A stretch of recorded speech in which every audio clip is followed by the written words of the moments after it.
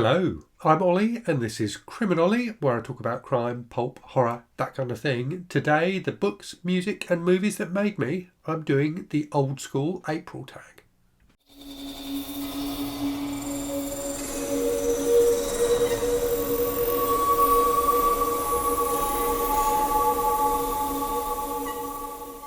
So if you don't know, Old School April is a fantastic readathon and watchathon created by Kelsey from the channel Slime and Slashers that focuses on kind of nostalgia. So thinking about the books and movies and things like that really spoke to us when we were kids and teenagers. So it's a really fun event that takes place every year, and Crits from the channel Secrets Read has created a fantastic tag to go along with it. So she very kindly tagged me in that last week. So I thought I would do it. I was going to do today an Old School April like TBR, but I will do that another day because this tag is so much fun. I wanted to do it before April starts. So there are 12 prompts. So let me go through those with you. So there are some about books, some about music, some about movies, some about fashion, all kinds of things. Now I am a decade or two older than most of the people taking part in Old School April. So my answers may be slightly different from other people's. Right, so let's crack on then. So the first kind of section, there are even sections to this tag. It's very well put together. So the first section is Reading Rainbow. So thinking about books. So the first question is, what book, author or series got you into reading? So the first books I really remember like reading for pleasure were the Doctor Who like novelisations. So Doctor Who, as you probably know, a really big, long-running British sci-fi series that I loved as a kid, and I remember reading a load of different books inspired by episodes and like spin-offs from episodes and things like that. So I really remember enjoying those as a kid. And then the series I remember really enjoying was Swallows and Amazons by Arthur Ransom, which is a series that was written, I can't remember if it was written in the 30s or the 50s, but about some kids who go to the Lake District and like mess about on boats basically and have adventures. And there's like, I don't know, 12 books in the series or something like that, and I devoured them as a kid. I really enjoyed them. So I think those two, but both Doctor Who and the Swans and Amazons books are ones that I really remember inspiring my love of reading. Second question, what author or book got you into your current favourite genre? So I can never decide what my favourite genre is. I could never decide if it's crime or horror. So I'm gonna cheat and do both. So horror, the first horror author I remember reading was H.P. Lovecraft. So a friend of mine at school, recommended Lovecraft to me. I got one of the fantastic, I think they were published by Granada over here in the UK, one of the omnibuses which had fantastic cover. I'll flash up a picture of the cover because the covers on those omnibuses were just mind-blowingly good. And Lovecraft really got under my skin and introduced me to a different style of story than I'd ever read before. I then graduated on to Stephen King, so got Christine out of the library. So King was my first kind of modern horror author, if you like. And then crime, I think the authors that really got me into crime fiction were Elmore Leonard and Ed McBain. So quite different in terms of the fact that Leonard tends to focus on, criminals as central characters, and McBain, it was the 87th Precinct series that I first read by McBain, and, clearly those focus on the cops. So two different sides of the crime coin, but I discovered both of them around the same time through like finding their books in a charity shop, and really enjoyed both. But, so thinking about my love of the crime genre more generally, I think the thing that really got me into crime was a TV show that used to be on, I think it was an American TV show, but they used to show it over here, called The Red Hand Gang, which is about a group of kids who like solve crimes basically. And I just loved that show as a young kid. I thought it was absolutely fantastic. And that really got me into like loving like the solving of mysteries as a source of entertainment. Okay, next section then is mixtape. What was the first concert you ever went to? So I genuinely can't remember. It will have been local band. So I grew up near Cambridge, and there were loads of, Cambridge is a big university town. There were loads of like local bands, and I remember going to a few gigs where groups of local bands would play. I think the first concert I went to by someone whose name people would recognise. In fact, they may not even recognise her name anymore because she was briefly famous a very long time ago. It was Kathy Dennis, who was a British pop star who had some big hits, like internationally big hits in the States, and released a couple of albums. And now is a producer and songwriter. So she wrote "I Kissed a Girl," the Katy Perry song, is one of her most famous hits. But she has written a load of different hit songs that have been performed by other people. Okay, next question. What band or artist do you love but never got to see live? So I'm going to confess here, and I should have confessed this on the previous one. Whilst I like music, I've never really been into live music particularly. I don't particularly like going out and going to things. So I've never been like a big concert goer. One band that I really, really liked and nearly went to see live and then didn't get to was Divinals, the Australian band, who had that massive hit with "I Touch Myself." But that made me like discover them and discover their back catalogue, which is more varied and quite punky, and I really enjoyed listening to their music. They were supposed to be coming to the UK to perform a series of concerts, and I had tickets for one of those concerts, and then they cancelled. I can't remember why, but I'm not sure it was that much later that Christina Amphlett, the lead singer, sadly died. So I don't know if it was because her health had taken a turn for the worse. But yeah, I really like the Divinals. My sister really liked them as well. We were going to go and see them together, and that was never to be. Okay, next section then is kind of TV and TV and movies. So first question, what was your favourite cartoon while growing up? So my favourite cartoon growing up was Battle of the Planets, which ran in the kind of late 70s and early 80s.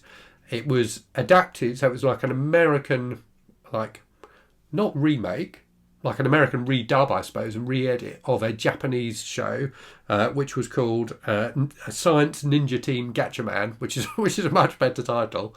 I love that show. So much like Power Rangers or something like that, where the Americans took a Japanese show and recreated it. They did that previously with Battle of the Planets, this cartoon, which was just fantastic. So about these 5 kind of teenagers who were kind of superheroes who flew around in like spaceships and had cool vehicles and stuff like that, and fought baddies. I just thought it was a great show. Right, next question. Name a TV show or movie that is tied to a good memory. So for me, that's the A-Team. So we as a family, used to love watching the A-Team when I was a kid. And it used to be on in the UK on a Saturday evening. My mum used to work on a Saturday in a local shop. So my dad would like cook supper on a Saturday, which invariably would be like, sausage and mash or fish fingers and chips or something like that, which we used to call an A-Team tea. So we would eat our A-Team tea while watching the A-Team, and I remember that. It's a very fondly remembered experience from my childhood. Next question, name a movie from childhood that you still love today.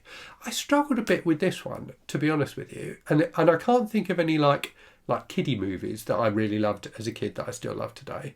I suppose a series or an era from a series of films that I remember, watching and loving as a kid and still have a fondness for, albeit I never watched them again and would probably be somewhat appalled by them if I did. But that's like Roger Moore era Bond. So I had a James Bond T-shirt with Roger Moore in it when I was a kid, which I loved, and I remember watching those movies, particularly with my grandparents. So sometimes we'd go and stay with my grandparents, like during the summer holidays and things like that. And I remember being allowed to watch some of the Roger Moore Bond movies with them and really enjoying that experience.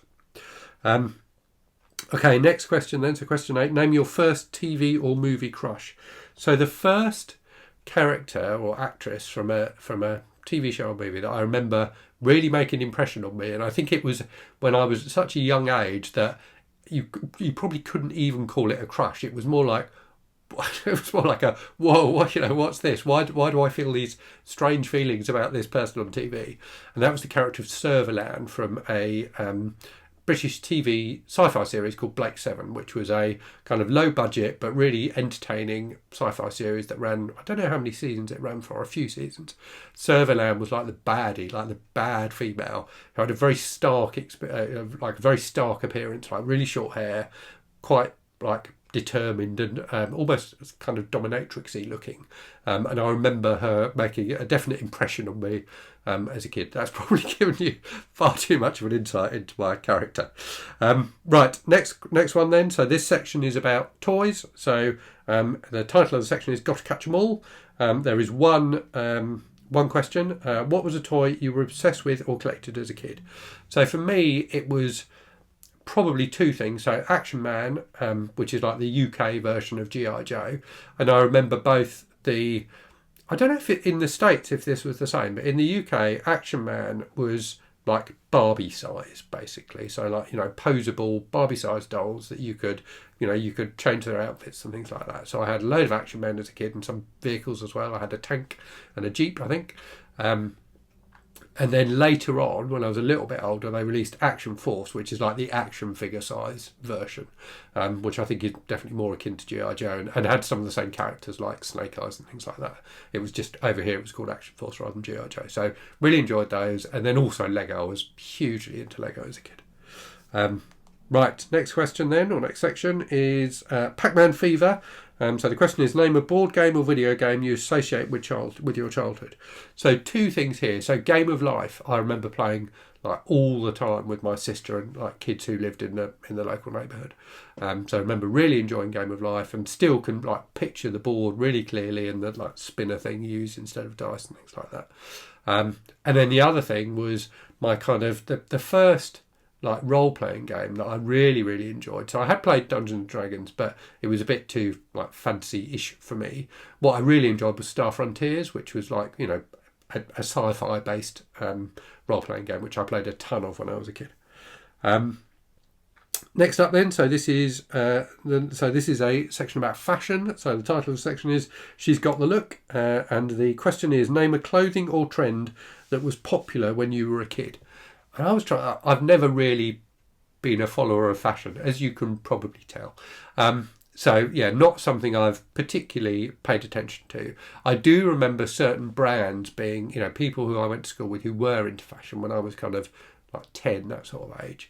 Like Pierre Cardin and Lacoste being, like things like names people talked about.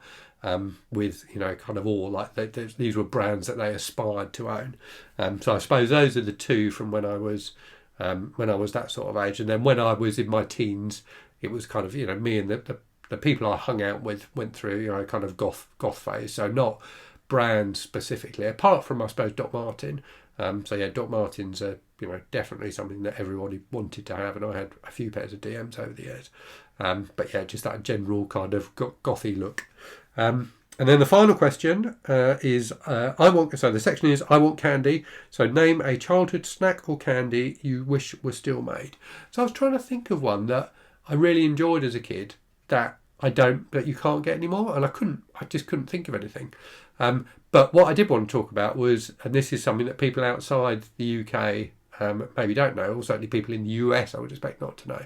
So there were a few things where the brand name, like the name of the snack, changed to align with like the international name.